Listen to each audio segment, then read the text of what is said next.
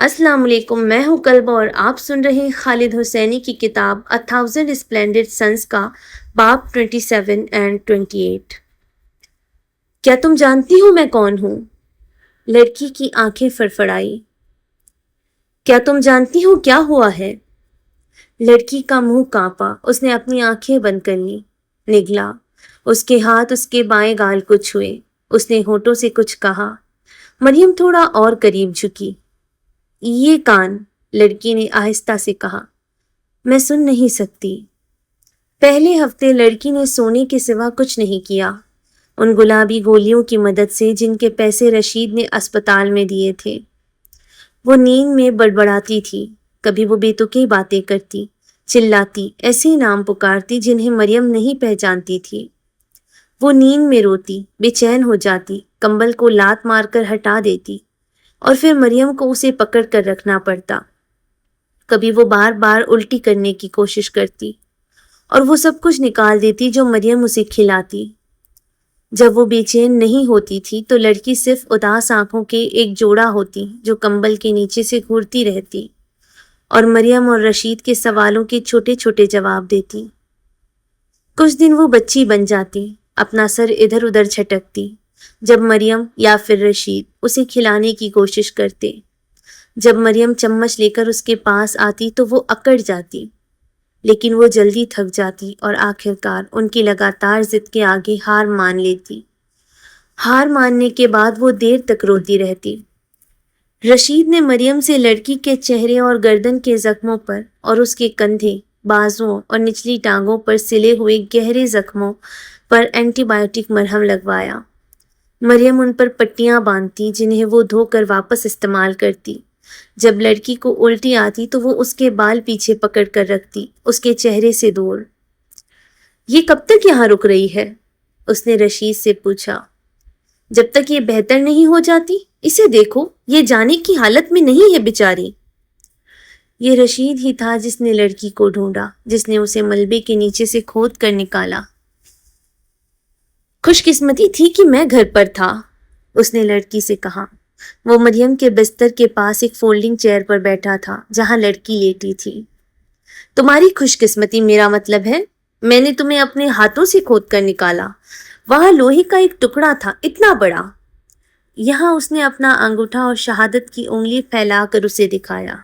मरियम के अंदाजे के मुताबिक उसके असली साइज से कम 2 गुना ज्यादा। इतना बड़ा, तुम्हारे कंधे से सीधा बाहर निकल रहा था। वो वाकई अंदर तक धंसा हुआ था। मैंने सोचा मुझे पलास इस्तेमाल करना पड़ेगा, लेकिन तुम ठीक हो। देखते ही देखते तुम नौसुचा हो जाओगी, बिल्कुल नहीं जैसी। ये रशीद ही था जिसने हाकिम की चंद किताबें बचाई। ज्यादातर राख बन चुकी थी, बाकी शायद लूट ली गई, मुझे अफसोस है। उसने उस पहले हफ्ते लड़की की देखभाल करने में मरियम की मदद की। एक दिन वो काम से एक नया कंबल और तकिया लेकर घर आया। किसी और दिन गोलियों की एक बोतल। विटामिन्स, उसने कहा। ये रशीद ही था जिसने लैला को खबर दी कि उसके दोस्त तारिक के घर पर अब कब्जा हो चुका है। एक तोहफा, उसने कहा। सयाफ के कमांडरों में से एक की तरफ से अपने 3 आदमियों को एक तोहफा है। वो 3 आदमी दरअसल लड़के थे जिनके चेहरे धूप से जले हुए और जवान थे। मरियम उन्हें देखती जब वो वहां से गुजरती, हमेशा अपनी फौजी वर्दी पहने हुए, तारिक के घर के सामने वाले दरवाजे के पास उकड़ू बैठे, ताश खेलते और सिगरेट पीते। उनकी कालाशनिकोव्स दीवार के साथ टिकी हुई होती थी। ताकतवर वाला, जो खुद पसंद और हकारत आमेज रवैया रखता था, वो लीडर था। सबसे छोटा, सबसे खामोश भी था। वो जो अपने दोस्तों के हर जुर्म से आज़ाद होने के घमंड को पूरी तरह अपनाने से हिचकिचाता हुआ लगता था। उसने मुस्कुराना और अपना सर झुकाकर सलाम करना शुरू कर दिया था जब मरियम गुजरती थी। जब वो ऐसा करता तो उसकी ऊपरी मगरूरी थोड़ी घट जाती और मरियम को उसमें आजिज़ी की एक ऐसी झलक नजर आती जो अभी तक खराब नहीं हुई थी। फिर एक सुबह रॉकेट्स घर पर आ गिरे। बाद में ये अफवाह फैली कि वो वहदत के हजारा लोगों ने फायर किए थे। कुछ अरसे तक पड़ोसियों को उन लड़कों के जिस्म के टुकड़े मिलते रहे। ان کے ساتھ یہی ہونا تھا، رشید نے کہا۔ لڑکی غیر معمولی طور پر خوش قسمت تھی، مریم نے سوچا، جو معمولی زخموں کے ساتھ بچ گئی، یہ دیکھتے ہوئے کہ راکٹ نے اس کے گھر کو دھواں نکلتے ملبے میں تبدیل کر دیا تھا۔ اور اس طرح آہستہ آہستہ لڑکی بہتر ہو گئی۔ اس نے زیادہ کھانا شروع کر دیا، اپنے بال خود سنوارنے لگی، اس نے خود نہانا شروع کر دیا، اس نے اپنے کھانے نیچے مریم اور رشید کے ساتھ کھانے شروع کر دیے۔ لیکن پھر کوئی یاد بن بلائے ابھر آتی اور وہاں پتھر جیسی خاموشی یا بدمزاجی کا دورہ پڑ جاتا۔ علیحدگی اور ٹوٹ جانا، فیکے چہرے، ڈراونے خواب اور غم کے اچانک حملے، الٹیاں آنا اور کبھی کبھی پچھتاوے۔ مجھے تو یہاں ہونا ہی نہیں چاہیے، اس نے ایک دن کہا۔ مریم چادر بدل رہی تھی، لڑکی فرش سے دیکھ رہی تھی، اس کے زخمی گھٹنے اس کے سینے سے لگے ہوئے تھے۔ میرے ابا ڈبے باہر نکالنا چاہتے تھے، کتابیں، انہوں نے کہا وہ میرے لیے بہت بھاری ہیں، لیکن میں نے انہیں نہیں کرنے دیا۔ میں بہت بے چین تھی۔ جب یہ ہوا تو گھر کے اندر مجھے ہونا چاہیے تھا۔ مریم نے صاف چادر کو جھٹکا اور اسے بستر پر سیٹ ہونے دیا۔ اس نے لڑکی کی طرف دیکھا، اس کے سنہرے گھنگھریالے بالوں، اس کی پتلی گردن اور ہری آنکھوں، اس کے ابھرے ہوئے گالوں اور بھرے ہوئے ہونٹوں کو۔ مریم کو اسے گلیوں میں دیکھنا یاد آیا جب وہ چھوٹی تھی، تندور کے راستے میں اپنی ماں کے پیچھے لڑکھڑاتی ہوئی، اپنے بھائی کے کندھوں پر سوار، چھوٹے والے کے، جس کے کان پر بالوں کا ایک گچھا تھا، بڑھائی کے لڑکے کے ساتھ بنٹے کھیلتی ہوئی۔ لڑکی اس کی طرف واپس دیکھ رہی تھی، جیسے مریم سے عقل مندی کی کسی بات کا انتظار کر رہی ہو کہ وہ کچھ حوصلہ افزا بات کہے، لیکن مریم کے پاس دینے کے لیے کیا عقل مندی تھی، کیا حوصلہ افزائی؟ مریم کو وہ دن یاد آیا جب انہوں نے نانا کو دفنایا تھا اور جب ملا فیض اللہ نے اس کے سامنے قرآن کی آیات پڑھی تھی تو اسے کتنا کم سکون ملا تھا۔ بابرکت ہے وہ جس کے ہاتھوں میں بادشاہی ہے، اور وہ جو ہر چیز پر قادر ہے، جس نے موت اور زندگی پیدا کی تاکہ وہ تمہیں آزما سکے۔ یہ جب انہوں نے اس کے اپنے قصوروار ہونے کے احساس پر کہا تھا، یہ خیالات اچھے نہیں ہیں مریم، جو یہ تمہیں برباد کر دیں گے، یہ تمہارا قصور نہیں تھا، یہ تمہارا قصور نہیں تھا۔ وہ اس لڑکی کو ایسا کیا کہہ سکتی تھی جو اس کا بوجھ ہلکا کر دے؟ ایسا ہوا کہ مریم کو کچھ بھی کہنے کی ضرورت نہیں پڑی، کیونکہ لڑکی کا چہرہ بگڑ گیا اور وہ تب اپنے ہاتھوں اور گھٹنوں کے بل آ کر کہنے لگی کہ اسے الٹی آنے والی ہے۔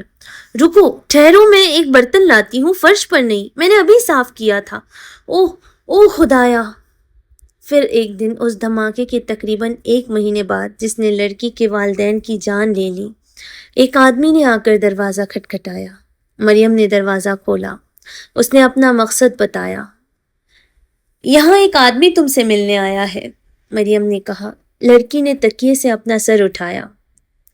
وہ کہتا ہے اس کا نام عبدالشریف ہے۔ میں کسی عبدالشریف کو نہیں جانتی۔ خیر، وہ یہاں تمہارے بارے میں پوچھ رہا ہے، تمہیں نیچے آ کر اس سے بات کرنی چاہیے۔ لیلا عبدالشریف کے سامنے بیٹھی تھی، جو ایک پتلا اور چھوٹے سر والا آدمی تھا، جس کی موٹی ناک پر ویسے ہی گڈھوں والے نشان تھے جیسے اس کے گالوں پر پڑے ہوئے تھے۔ اس کے بال چھوٹے اور بھورے، اس کے سر پر ایسے کھڑے تھے جیسے پن کشن میں سوئیاں۔ تمہیں مجھے معاف کرنا ہوگا ہمشیرہ، اس نے اپنا ڈھیلا کالر ٹھیک کرتے ہوئے اور ایک رومال سے اپنا ماتھا پوچھتے ہوئے کہا۔ مجھے ڈر ہے کہ میں ابھی تک پوری طرح ٹھیک نہیں ہوا ہوں۔ 5 دن اور ان کی کیا کہتے ہیں انہیں، سلفا کی گولیاں۔ لیلا اپنی سیٹ پر اس طرح بیٹھی کہ اس کا دایاں کان، جو ٹھیک تھا، اس کے سب سے قریب ہو۔ کیا آپ میرے والدین کے دوست تھے؟ نہیں، عبدالشریف نے جلدی سے کہا۔ مجھے معاف کرنا۔ اس نے ایک انگلی اٹھائی اور اس پانی کے ایک لمبا گھونٹ لیا جو مریم نے اس کے سامنے رکھا تھا۔ میرا خیال ہے مجھے شروعات سے شروع کرنا چاہیے۔ اس نے اپنے ہونٹوں کو پونچھا اور پھر سے اپنے ماتھے کو۔ میں ایک کاروباری آدمی ہوں، میرے کپڑوں کے اسٹورز ہیں، زیادہ تر مردوں کے کپڑوں کے، चप्पन्स, टोपियाँ, तुम्बन्स, सूट्स, टाइज, तुम बस नाम लो। यहाँ काबुल में 2 स्टोर्स हैं, तैमानी और शरीनों में। हालांकि मैंने अभी उन्हें बेच दिया है, और 2 पाकिस्तान में है, पेशावर में। वही मेरा वेयर हाउस भी है। तो मैं बहुत सफ़र करता हूँ, आना जाना लगा रहता है, जो कि इन दिनों। उसने अपना सर हिलाया और थकी हुई आवाज़ में हंसा। बस यूँ समझ लो कि एक एडवेंचर है। मैं हाल ही में पेशावर में था, कारोबार के सिलसिले में, ऑर्डर्स लेने, इन्वेंट्री चेक करने, इस तरह के कामों के लिए, अपने ख़ानदान से मिलने भी। हमारी 3 बेटियां हैं अल्हम्दुलिल्लाह। मैं उन्हें और अपनी बीवी को पेशावर मुंतकिल कर दिया था जब मुजाहिदीन ने एक दूसरे के गले काटना शुरू किए थे। मैं नहीं चाहता कि उनके नाम शहीदों की फहरिस्त में शामिल हो, और सच कहूँ तो अपना भी नहीं। मैं बहुत जल्द वहाँ उनके पास चला जाऊँगा इंशाअल्लाह। खैर, मुझे पिछले से पिछले बुध को काबुल वापस आना था, लेकिन किस्मत को कुछ और मंजूर था। मैं बीमार पड़ गया। मैं तुम्हें उसकी तफसीलात से परेशान नहीं करूँगा हमशीरा। बस इतना काफ़ी है कि जब मैं फारिग होने लगा तो दोनों में से आसान वाले काम के लिए, तो ऐसा लगा जैसे टूटे हुए कांच के टुकड़े गुजर रहे हों। मैं हिकमतयार के लिए भी ऐसी बदुआ नहीं करूं। मेरी बीवी नादिया जान, अल्लाह उस पे रहम करे, उसने मिन्नती की कि मैं किसी डॉक्टर को दिखाऊं, लेकिन मैंने सोचा कि मैं एस्पिरिन और बहुत सारे पानी से इसे हरा दूंगा। नादिया जान जिद करती रही और मैं इनकार करता रहा। यही बहस चलती रही। तुम्हें वो कहावत तो मालूम होगी कि एक जिद्दी गधे को एक जिद्दी हाँकने वाले की ज़रूरत होती है। इस बार मुझे अफसोस है, गधा जीत गया और वो मैं था। उसने अपना बाकी पानी पिया और ग्लास मरियम की तरफ बढ़ा दिया। अगर ज़्यादा जहमत ना हो तो? मरियम ने ग्लास लिया और उसे भरने चली गई। कहने की ज़रूरत नहीं है, मुझे उसकी बात सुन लेनी चाहिए थी। वो हमेशा से ज़्यादा समझदार रही है, खुदा उसे लंबी ज़िंदगी दे। जब तक मैं अस्पताल पहुंचा, मैं बुखार से तप रहा था और हवा में विलो के दरख्त की तरह कांप रहा था। मैं मुश्किल से खड़े हो पा रहा था। डॉक्टर ने कहा कि मुझे ब्लड पॉइजनिंग हो गया है। उसने कहा कि 2 या 3 दिन और लगते तो मैं अपनी बीवी को बेवा बना देता। उन्होंने मुझे एक मखसूस यूनिट में रखा जो शायद वाकई बीमार लोगों के लिए मखसूस था। ओह तशकोर। उसने मरियम से ग्लास लिया और अपने कोट की जेब से एक बड़ी सफ़ेद गोली निकाली। इन चीज़ों का साइज़ देखो। लैला ने उसे गोली निगलते हुए देखा। उसे एहसास हुआ कि उसकी सांस तेज हो गई थी। उसकी टांगें भारी महसूस हो रही थी, जैसे उनके साथ वजन बांध दिया गया हो। उसने खुद को तसल्ली दी कि उसकी बात अभी ख़त्म नहीं हुई, कि उसने अभी तक उसे कुछ नहीं बताया था, लेकिन वो 1 सेकंड में आगे बोलने वाला था। और उसने उठकर चले जाने की ख्वाहिश को दबाया, इससे पहले कि वो उसे ऐसी बातें बताए जो वो नहीं सुनना चाहती थी। अब्दुल शरीफ ने अपना ग्लास मेज पर रखा। वही मैं तुम्हारे दोस्त मोहम्मद तारिक वलीज़ई से मिला। लैला का दिल तेज धड़कने लगा। तारिक अस्पताल में? एक मखसूस यूनिट में? वाकई बीमार लोगों के लिए? उसने खुश्क थूक निगला, अपनी कुर्सी पर पहलू बतला। उसे खुद को मजबूत करना था। अगर वो ऐसा न करती तो उसे डर था कि वो अपना तवाज़ुन खो बैठेगी। उसने अपने ख्यालात को अस्पतालों और मखसूस यूनिट से हटाया और इस बजाय इस हकीकत के बारे में सोचा कि उसने तारिक को उसके पूरे नाम से पुकारते हुए नहीं सुना था जब से उन दोनों ने बरसों पहले सर्दियों के एक फ़ारसी कोर्स में दाखिला लिया था। उस्ताद बेल बजने के बाद अटेंडेंस लेता और उसका नाम इस तरह पुकारता, मोहम्मद तारिक वलीज़ई। तब उसका पूरा नाम अदा किया जाना उसे मज़ाहिया हद तक रस्मी लगा था। उसके साथ क्या हुआ है ये मैंने वहाँ की एक नर्स से सुना। अब्दुल शरीफ ने अपनी बात दोबारा शुरू की, अपने सीने को मुट्ठी से थपथपाते हुए जैसे गोली को नीचे उतारने में मदद कर रहे हो। पेशावर में इतना वक्त गुजारने के बाद मेरी उर्दू काफ़ी अच्छी हो गई है। खैर, मुझे जो समझ आया वो ये था कि तुम्हारा दोस्त मुहाजिरीन से भरे एक ट्रक में था। उनमें से 23 लोग सब पेशावर जा रहे थे। सरहद के करीब वो दोनों तरफ की फायरिंग में फंस गए। एक रॉकेट ट्रक को जा लगा شاید کوئی آوارہ راکٹ، لیکن ان لوگوں کا کچھ پتہ نہیں چلتا۔ وہاں صرف 6 لوگ زندہ بچے تھے۔ ان سب کو اسی یونٹ میں داخل کیا گیا تھا۔ 3 لوگ 24 گھنٹے کے اندر گزر گئے، 2 بچ گئیں۔ میری سمجھ کے مطابق بہنیں تھیں اور انہیں چھٹی دے دی گئی تھی۔ تمہارا دوست مسٹر ولیزئی آخری تھا۔ میرے وہاں پہنچنے تک وہ تقریباً 3 ہفتے سے وہاں تھا۔ تو وہ زندہ تھا، لیکن انہوں نے اسے کتنی بری طرح زخمی کیا تھا۔ لیلا بے چینی سے سوچنے لگی، کتنی بری طرح؟ ظاہر ہے اتنی بری طرح کہ اسے مخصوص یونٹ میں رکھا گیا تھا۔ لیلا کو احساس ہوا کہ اسے پسینہ آنے لگا ہے، کہ اس کا چہرہ گرم ہو رہا ہے۔ اس نے کسی اور چیز کے بارے میں سوچنے کی کوشش کی، کسی خوشگوار چیز کے بارے میں، جیسے طارق اور بابی کے ساتھ بدھاس کو دیکھنے کے لیے بامیان کا سفر۔ لیکن اس کے بجائے طارق کے والدین کی ایک تصویر اس کے سامنے آ گئی۔ طارق کی ماں ٹرک میں پھنسی ہوئی، الٹی لٹکی ہوئی، دھوئیں کے بیچ میں طارق کو پکار رہی ہے۔ اس کے بازوؤں اور سینے پر آگ لگی ہوئی ہے، وگ پگھل کر اس کے سر سے چپک رہی ہے۔ لیلا کو لگاتار کئی تیز سانسیں لینی پڑی۔ وہ میرے برابر والے بستر پر تھا۔ وہاں کوئی دیواریں نہیں تھی، صرف ہمارے بیچ ایک پردہ تھا، تو میں اسے اچھی طرح دیکھ سکتا تھا۔ عبدالشریف کو اچانک اپنی شادی کی انگوٹھی سے کھیلنے کی ضرورت محسوس ہوئی۔ اب وہ تھوڑی آہستہ آواز میں بولا، تمہارا دوست وہ بہت بری طرح زخمی تھا، تم سمجھ رہی ہو نا؟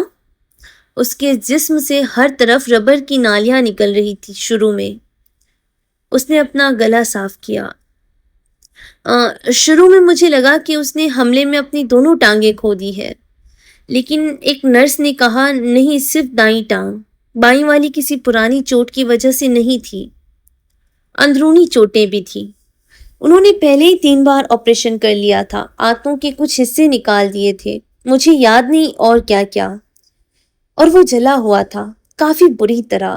بس میں اس بارے میں اتنا ہی کہوں گا، مجھے یقین ہے کہ تمہارے اپنے ہی کافی ڈراونے خواب ہوں گے ہمشیرہ، میرے ان میں اضافہ کرنے کا کوئی فائدہ نہیں ہے۔ طارق اب ٹانگوں کے بنا تھا، وہ اب صرف 2 اسٹمپس کے ساتھ ایک دھڑ تھا، بغیر ٹانگوں کے۔ لیلا کو لگا کہ وہ شاید گر جائے گی۔ ایک جان بوجھ کر اور ایک بے تحاشا کوشش کے ساتھ اس نے اپنے ذہن کی شاخوں کو اس کمرے سے باہر بھیجا، کھڑکی سے باہر، اس آدمی سے دور، باہر سڑک کے اوپر، اور اب شہر کے اوپر، اور اس کے سپاٹ چھتوں والے گھروں اور بازاروں، اس کی تنگ گلیوں کے جال جو ریت کے محلوں میں تبدیل ہو چکی تھی۔ وہ زیادہ تر وقت دوائیوں کے اثر میں رہتا تھا، درد کی وجہ سے، تم سمجھ رہی ہو، لیکن اس پر ایسے لمحات آتے تھے جب دوائیوں کا اثر ختم ہو رہا ہوتا تھا اور وہ ہوش میں ہوتا تھا، درد میں تھا لیکن ذہنی طور پر صاف تھا۔ میں اپنے بستر سے اس سے باتیں کرتا تھا، میں نے اسے بتایا کہ میں کون ہوں، کہاں سے ہوں۔ وہ خوش تھا، میرا خیال ہے کہ اس کے پاس ایک ہموطن موجود تھا۔ میں نے ہی زیادہ تر باتیں کی، اس کے لیے بولنا مشکل تھا، اس کی آواز بیٹھ چکی تھی اور مجھے لگتا ہے کہ ہونٹ ہلانے سے اسے درد ہوتا تھا۔ تو میں نے اسے اپنی بیٹیوں کے بارے میں بتایا اور پشاور میں اپنے گھر کے بارے میں اور اس برآمدے کے بارے میں جو میں اور میرے بہنوئی پیچھے بنا رہے ہیں۔ میں نے اسے بتایا کہ میں نے کابل میں سٹورز بیچ دیے ہیں اور میں کاغذی کارروائی مکمل کرنے واپس جا رہا ہوں۔ یہ کوئی خاص باتیں نہیں تھی، لیکن اس سے اس کا دھیان بٹا رہا۔ کم از کم مجھے ایسا سوچنا اچھا لگتا ہے۔ کبھی کبھی وہ بھی بات کرتا تھا، آدھے وقت میں سمجھ نہیں پاتا تھا کہ وہ کیا کہہ رہا ہے، لیکن میں کافی کچھ پکڑ لیتا تھا۔ اس نے بتایا کہ وہ کہاں رہتا تھا۔ اس نے غزنی میں اپنے چچا کے بارے میں بات کی اور اپنی ماں کے کھانے پکانے اور اپنے باپ کے بڑھائی کے کام کے بارے میں اور اپنے اکارڈیون بجانے کے بارے میں، لیکن زیادہ تر اس نے تمہارے بارے میں بات کی ہمشیرہ۔ اس نے کہا کہ تم اس نے کیسے کہا تھا، اس کی سب سے پہلی یاد تھی، مجھے لگتا ہے یہی صحیح ہے، ہاں میں سمجھ سکتا تھا کہ وہ تمہاری بہت پرواہ کرتا ہے۔ بالے یہ دیکھنا بالکل صاف تھا، لیکن اس نے کہا کہ وہ خوش ہے کہ تم وہاں نہیں تھی۔ اس نے کہا کہ وہ نہیں چاہتا تھا کہ تم اسے اس حالت میں دیکھو۔ لیلا کے پاؤں پھر سے بھاری محسوس ہوئے، فرش سے جڑے ہوئے، جیسے اس کا سارا خون اچانک وہاں جمع ہو گیا ہو۔ لیکن اس کا ذہن بہت دور تھا، آزاد اور تیز، کابل کے اس پار ایک تیز رفتار میسائل کی طرح اڑتا ہوا، کھردری بھری پہاڑیوں کے اوپر سے اور آگے کی جھاڑیوں سے بھرے اکھڑے ہوئے شہراؤں کے اوپر سے، نوکدار لال پتھروں کی کھائیوں کے پاس سے اور برف سے ڈھکی پہاڑیوں کے اوپر سے۔ جب میں نے اسے بتایا کہ میں واپس کابل جا رہا ہوں تو اس نے مجھ سے کہا کہ میں تمہیں ڈھونڈوں، تمہیں بتانے کے لیے کہ وہ تمہارے بارے میں سوچ رہا تھا، کہ اسے تمہاری یاد آتی تھی۔ میں نے اس سے وعدہ کیا کہ میں ایسا کروں گا۔ مجھے وہ کافی پسند آ گیا تھا۔ دیکھو، وہ ایک شریف قسم کا لڑکا تھا، میں بتا سکتا ہوں۔ عبدالشریف نے رومال سے اپنا ماتھا پوچھا۔ میں ایک رات جاگا، وہ بولتا رہا۔ شادی کی انگوٹھی میں اس کی دلچسپی دوبارہ پیدا ہو گئی تھی۔ مجھے لگتا ہے وہ رات ہی تھی، ایسی جگہوں پر بتانا مشکل ہوتا ہے، وہاں کوئی کھڑکیاں نہیں ہوتی، سورج نکلنا، سورج غروب ہونا، آپ کو بس پتہ نہیں چلتا۔ لیکن میں جاگا اور میرے برابر والے بستر کے آس پاس کوئی عجیب سی ہلچل ہو رہی تھی۔ آپ کو یہ سمجھنا ہوگا کہ میں خود دوائیوں کے نشے میں تھا، ہمیشہ ہوش اور بے ہوشی کے درمیان، اس حد تک کہ یہ بتانا مشکل تھا کہ حقیقت کیا تھی اور کیا میں نے خواب میں دیکھا تھا۔ مجھے بس اتنا یاد ہے کہ ڈاکٹر اس بستر کے ارد گرد جمع تھے، اس چیز اور اس چیز کو منگوا رہے تھے، الارمز بج رہے تھے، زمین پر ہر طرف انجیکشنز پڑے تھے۔ صبح کے وقت بستر خالی تھا۔ میں نے ایک نرس سے پوچھا، اس نے کہا کہ اس نے بہادری سے مقابلہ کیا۔ لیلا کو ہلکا سا احساس تھا کہ وہ ہاں میں سر ہلا رہی ہے۔ اسے پتا تھا، یقیناً اسے پتا تھا، جس لمحے وہ اس آدمی کے آمنے سامنے بیٹھی تھی اسے پتا چل گیا تھا کہ وہ یہاں کیوں تھا، وہ کیا خبر لایا تھا۔ شروع میں مجھے نہیں لگا تھا کہ تم واقعی وجود رکھتی ہو، وہ اب کہہ رہا تھا۔ مجھے لگا شاید یہ مورفائن کا اثر بول رہا تھا، شاید میں نے خود ہی امید کی تھی کہ تمہارا وجود نہ ہو۔ میں ہمیشہ بری خبر سنانے سے ڈرتا رہا ہوں، لیکن میں نے اس سے وعدہ کیا تھا، اور جیسے میں نے کہا مجھے اس سے کافی لگاؤ ہو گیا تھا، تو میں کچھ دن پہلے یہاں آیا تھا۔ میں نے تمہارے بارے میں ادھر ادھر پوچھا، کچھ پڑوسیوں سے بات کی، انہوں نے اس گھر کی طرف اشارہ کیا۔ انہوں نے مجھے یہ بھی بتایا کہ تمہارے والدین کے ساتھ کیا ہوا تھا۔ جب میں نے اس بارے میں سنا، خیر میں مڑا اور واپس چلا گیا۔ میں تمہیں بتانے والا نہیں تھا، میں نے فیصلہ کیا کہ یہ تمہارے لیے بہت زیادہ ہو جائے گا، کسی کے لیے بھی۔ عبدالشریف نے میز کے اس پار ہاتھ بڑھایا اور اپنے ہاتھ اس کے گھٹنے پر رکھا۔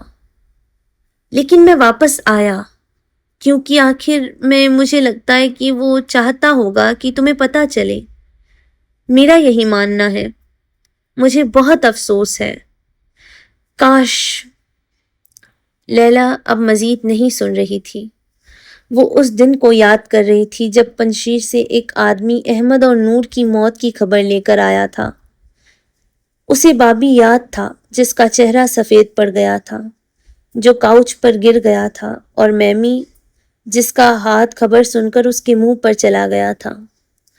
لیلا نے اس دن میمی کو ٹوٹ کر بکھرتے ہوئے دیکھا تھا اور اس چیز نے اسے ڈرا دیا تھا، لیکن اسے کوئی سچا غم محسوس نہیں ہوا تھا۔